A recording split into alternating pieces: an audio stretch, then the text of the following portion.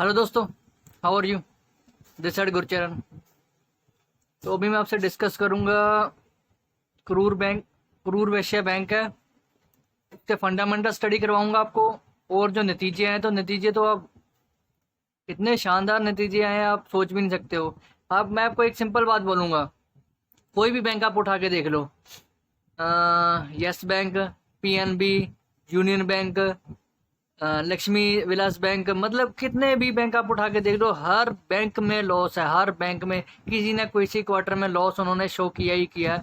यही एक बैंक ऐसा साफ सुथरा बैंक मेरे को मिला है जिसने एक भी क्वार्टर में लॉस नहीं शो किया, प्रॉफिट आया ही आया है। तो इसीलिए मेरे को ये फंडामेंटली मेरे को स्टडी करना है, इसमें अच्छा लगा तो मैं आपको इसके फंडामेंटल स्टडी करके बताऊंगा।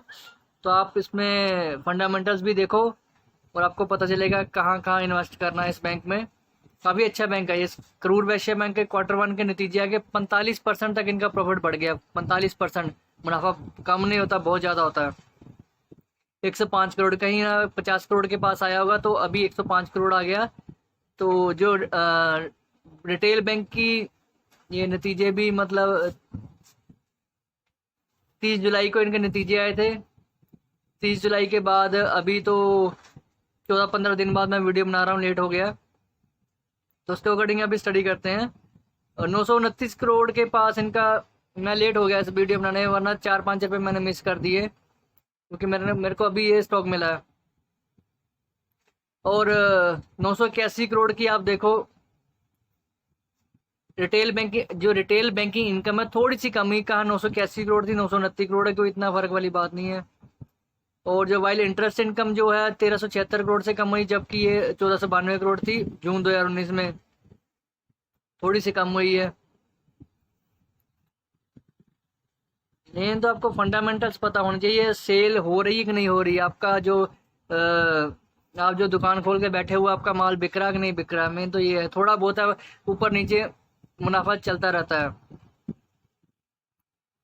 क्रूर वैश्य रिपोर्टेड 45%, 105 करोड़ के पास आया है, जबकि नेट प्रॉफिट था 72 करोड़ के पास था मार्च 2020 में। तो मार्च 2020 के अकॉर्डिंग ही मतलब ये उन्होंने रिजल्ट एनालिसिस किया है। हाउएवर जो इनकम है 1693 करोड़ से गिरी है April to June period 2020-21 from 1762 crore in the same period of 2019-20। ठीक है, थोड़ा सा फर्क पड़ा है, 100 करोड़ से भी कम है, कोई इतनी दिक्कत वाली बात नहीं है।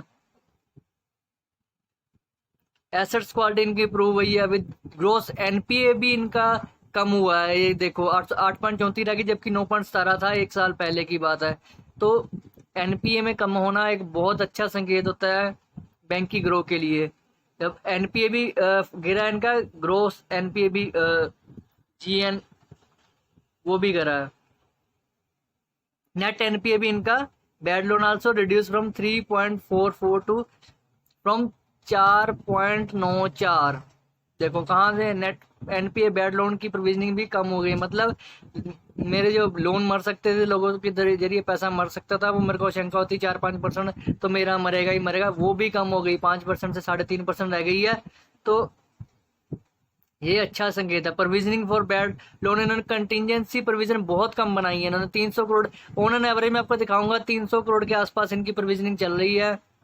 एक मतलब बहुत ही क्लीन बैलेंस शीट है इनकी, आपको मैं दिखाऊंगा। सेल भी देखो, कॉन्स्टेंटली सेल इनकी सही है, प्रोविजनिंग भी कही है, कोई गड़बड़ घोटाले वाला। जिस रेट पे ये शेयर ट्रेड किया करता था, 200 के बाद शेयर ट्रेड किया करता था, आज इसको रोल रोल के, इसको घिसा घिसा के सेलरों ने इसकी बुरी मती कर करके 35-30 रुपए के पास गिरा दिया इसको। तो इस शेयर के अकॉर्डिंग, भाव के अकॉर्डिंग मेरे को बहुत अच्छा अट्रैक्टिव लग रहा है। आप खुद देखो, यूनियन बैंक आप खुद खोल के देख लो, उसमें लॉस देखो, किसी क्वार्टर में यूनियन बैंक का लॉस देखो, लॉस से भरा पड़ा वो बैंक। पीएनबी बैंक देखो, लॉस से भरा पड़ा है। कैपिटल एडिक्वेसी रेशो भी इनकी इंक्रीज हुई है, 18.14% के पास आई है। The bank set measures are taken by government to contain corona virus pandemic has led slow down economic activity, these are likely to impact its operation and result several impacted. ये सारा वही उन्होंने कमेंट्री दी हुई है। Aggregate provision इन्होंने 120 करोड़ की corona 19 की वजह से रखी हुई है, जो एडिशनल बढ़ाई है इन्होंने, जबकि 31 करोड़ थी जून 2019 में। Provision has been bank is more than requirement, मतलब काफी इन्होंने जो प्रोविजन थी, जितनी रिक्वायरमेंट थी उससे ज्यादा ही रखी है इन्होंने। तो बाकी मैं आपको दिखा देता हूँ।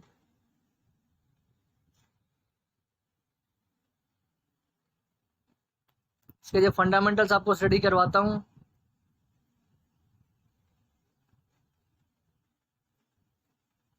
सबसे पहले आप देखो इसकी मार्केट कैपिटलाइजेशन, देखो आप 28 बिलियन, मतलब 3,000 करोड़ के पास इसकी मार्केट कैपिटलाइजेशन है। ये बैंक का जो अगर बिजनेस विस्तार फैला हुआ है, 3,000 करोड़ के पास इसका है करूर वैश्य बैंक का। और देखो सबसे बड़ी बात, फेयर वैल्यू देखो 53 के पास, मतलब 54 रुपये तो इसकी फेयर वैल्यू ही है। अभी ये 35 रुपये के पास ट्रेड कर रहा है। तो मेरे को 100% श्योर है ये 55 और 60 और 70 तक भी ये शेयर जाएगा, ठीक है। इसलिए मैं ये शेयर में बोलूँ, आपको रखना है मल्टी बैगर, अप्रूव होगा, सिर्फ रख के आप इसको भूल जाओ। मैं बोल रहा हूँ इसको, जिस शेयर भाव पे मिल रहा है इसको 5-6 महीने 1 साल दो, आपके पैसे डबल हो जाएंगे, मैं बोल रहा हूँ। मार्केट कैपिटलाइजेशन आपको बता दिया। डिविडेंड यील्ड तो देता नहीं है। बुक वैल्यू देख लो, इसकी बुक वैल्यू 82 के पास है। बुक वैल्यू किताबों में इसकी वैल्यू 80 रुपये, तो अभी शेयर ये 35 रुपये के पास ट्रेड कर रहा है। ईपीएस देख लो 3 रुपये के पास ईपीएस है। फेस वैल्यू भी इसकी 2 रुपये है। तो कहीं ना कहीं अच्छी बात है। स्ट्रॉन्ग बाय 61% की स्ट्रॉन्ग बाय एनालिस्ट बोल रहे हैं।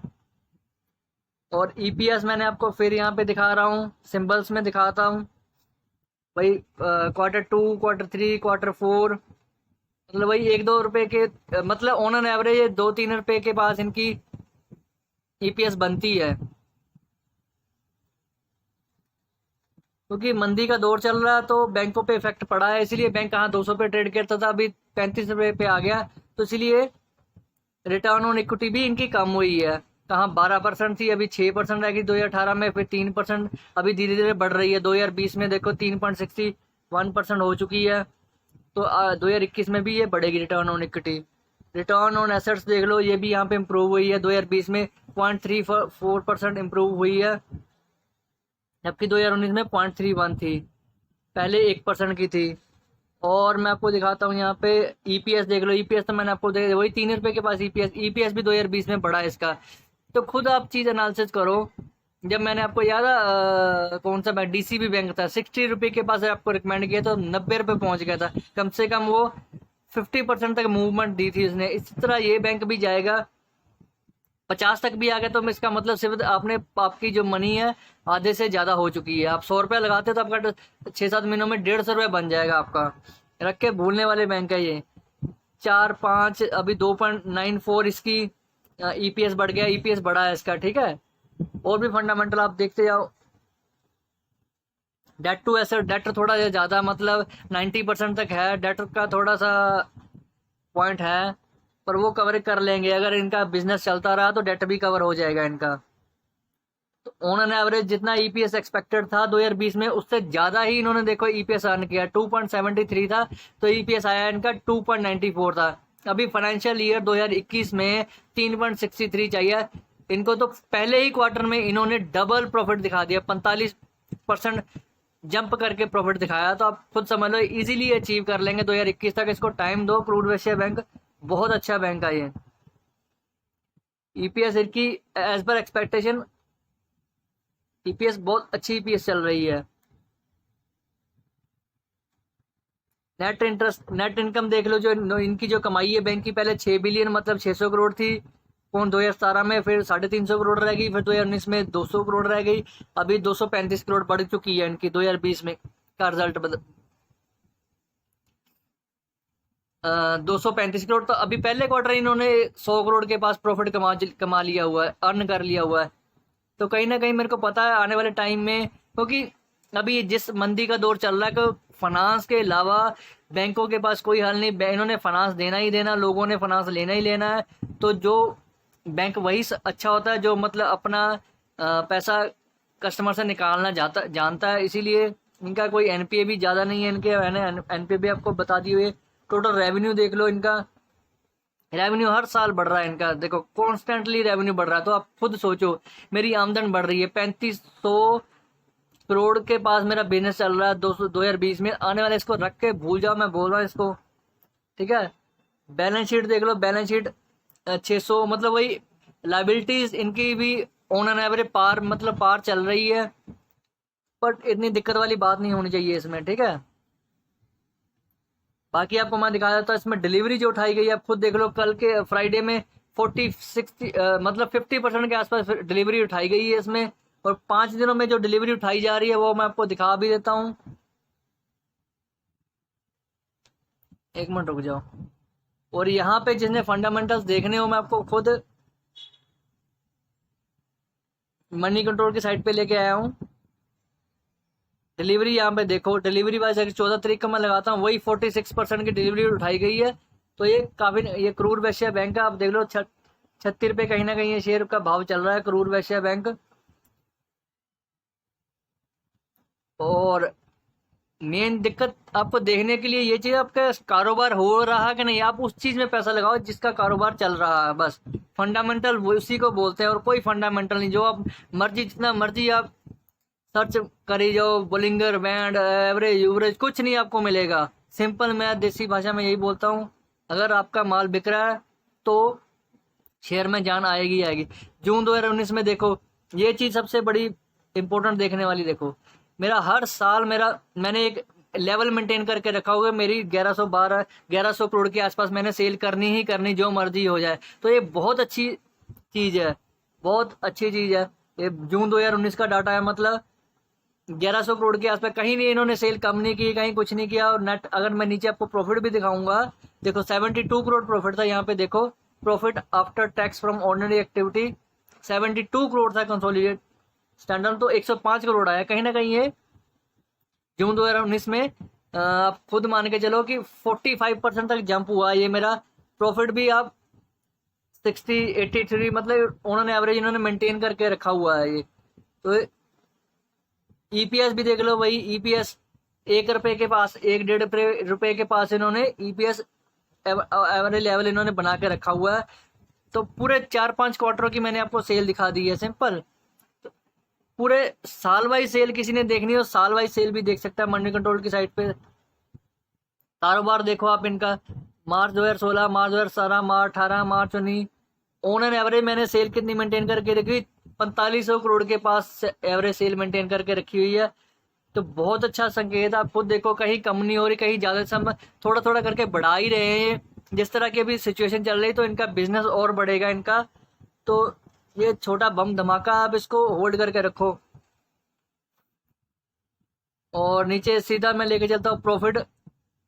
इतना देखो, 500 करोड़ प्रॉफिट था, 600 करोड़ था, साढ़े प्रॉफिट कम हुआ क्योंकि प्रोविजनिंग बढ़ जाती है। प्रोविजनिंग बढ़ने की वजह से प्रॉफिट कम हुआ। अगर मेरा प्रॉफिट ज्यादा था तो उसके अकॉर्डिंग पहले 2016 में इसका शेयर का भाव भी ज्यादा था, 200 रुपए का शेयर का भाव था। अगर ये कहीं ना कहीं प्रोविजनिंग कम करते हैं तो वो सारा का सारा पार्ट प्रॉफिट में आएगा, तो शेयर ऑटोमेटिकली बूम करेगा। अभी 200-250 करोड़ के पास 2020 का डाटा है, ये प्रॉफिट इन्होंने शो किया था। तो ये मतलब कहीं ना कहीं ये अच्छा ही संकेत है बैंक के लिए। बाकी मैं आपको दिखा देता हूँ इसके जो बाकी फंडामेंटल्स हैं।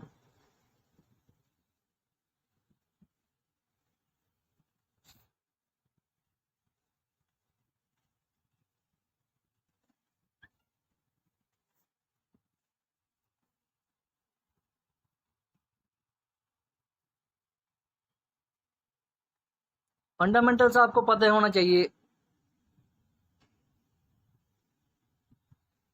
एग्जीक्यूटिव समरी देख लो, इसमें पी रेशियो इसकी 10 की पी रेशियो, जबकि इंडियन मार्केट की, आप मैंने आपको 1000 बार बोल दिया हुआ है, 14 के आस पास पी रेशियो इनकी।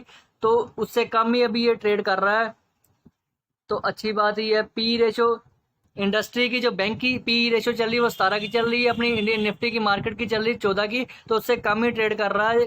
तो ये अच्छी ही बात है। अगर उसके अकॉर्डिंग उसके बराबर पहुंच जाता है पी रेशियो, तो ऑटोमेटिकली शेयर के भाव में भी बढ़ोतरी होगी। पी रेशियो का यही मतलब होता है। प्राइस टू बुक वैल्यू मैंने आपको दिखा दिया कितना आया था इसका। प्राइस टू बुक वैल्यू 80 रुपए के आसपास था। तो वही अभी शेयर का भाव भी ₹35 के पास है, तो 0.40 बन गया ये ऑटोमेटिकली। इसको 80 को 35 से डिवाइड करोगे तो 0.40% आपका ये प्राइस टू बुक वैल्यू आ जाएगा। डेट देख लो, डेट बिल्कुल ही ना बराबर के 17% का डाटा, बहुत कम डाटा है। 66 बिलियन की इनके पास अगर इक्विटी है तो 11 बिलियन का डाटा। डेट ऑलमोस्ट जीरो है, डेट फ्री बैंक का टोटली। सेल कॉन्स्टेंटली इनकी बढ़ रही है। तो जिसने भी ये शेयर बैंक बाय करना, मैं आपको सिंपल बोल देता हूँ, ₹30 के पास आया, आपने बेचना है इसको ₹30 के पास, इसको अकमुलेट करो, इसको अपने डीपी में जोड़ो, धीरे धीरे करके जोड़ो, इसको ₹30 के आसपास मिलता है तो बहुत अच्छी बात है। तो ₹30 के आसपास इसको बाय करके होल्ड रखो। पहला टारगेट ही मेरा 45 का होगा, दूसरा टारगेट मेरा 50 का होगा, फिर मेरा तीसरा टारगेट 60 का आएगा। तो धीरे धीरे 60 और 70 तक का मेरा पोजिशनल टारगेट है। मल्टी बैगर होगा ही, वो डबल हो जाएंगे इसमें पैसे आपके। तो इससे नीचे मतलब आप खुद देखो, जब यूनियन बैंक इतना लॉस होने के बाद ₹30 के पास घूम रहा है, तो इस बैंक में तो टोटली लॉस है ही नहीं। किसी क्वार्टर में आप चेक कर लो, ईयर वाइज चेक कर लो, क्वार्टरली चेक कर लो। तो मैं सिर्फ बिना लॉस वाली कंपनी को ही प्रेफर करता हूँ मैं, ठीक है। लॉस वाली कंपनी से मैं दूर ही रहता हूँ। स्टेट गवर्नमेंट का पार्ट देखो 0.1% है, प्राइवेट कंपनीज की शेयर होल्डिंग 8% के पास है इसका, इंडिविजुअल के पास 10% की पड़ी हुई है, इंस्टीट्यूशन के पास देखो भर भर के ये बैंक पड़ा हुआ। इंस्टीट्यूशन जो भी चीज़ बैंक इंस्टीट्यूशन के पास पड़ी हुई है तो मतलब उसका आने वाले टाइम में भाव बढ़ेगा ही। बट जनरल पब्लिक के पास 50% की होल्डिंग पड़ी हुई है इसकी। और top share holder HDFC asset management के पास 6% की होल्डिंग है, ICICI प्रूडेंशियल के पास 4-5% की बड़ी, राकेश झुनझुनवाला के पास 5% की होल्डिंग है, फ्रैंकलिन रिसोर्सेज के पास 5% की होल्डिंग है, NTA एसेट्स क्लेमेंट के पास 5% की होल्डिंग है। मतलब बहुत मोटी मोटी होल्डिंग पड़ी हुई है। डब्ल्यूएट इंडिया फंड के पास 3% की होल्डिंग है, निप्पॉन के पास 2% की होल्डिंग है। होल्डिंग बटन आप वैसे भी जाके चेक कर सकते हो। और देखो यहाँ पे आप ऑक्सीक्यूलेटर देखोगे इसका, तो वो भी बाय रिकमेंड कर रहा है ये, ठीक है। ऑक्सीक्यूलेटर आप देखोगे, ये भी टेक्निकल लैंग्वेज होती है।